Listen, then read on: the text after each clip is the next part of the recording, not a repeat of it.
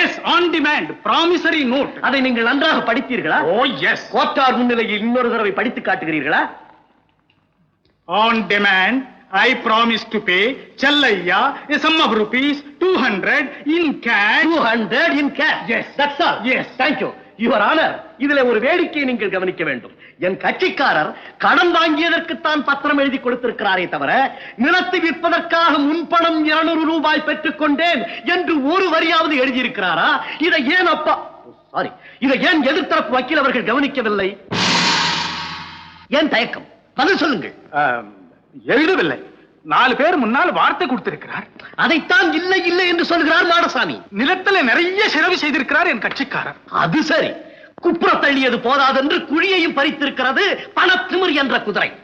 Your honour, உடையவன் அனுமதியின்றி நுழைந்தவன் செலவு செய்தால் அது எப்படி நியாயமா? பணம் இருந்தால் எதையும் சாதித்து விடலாம்.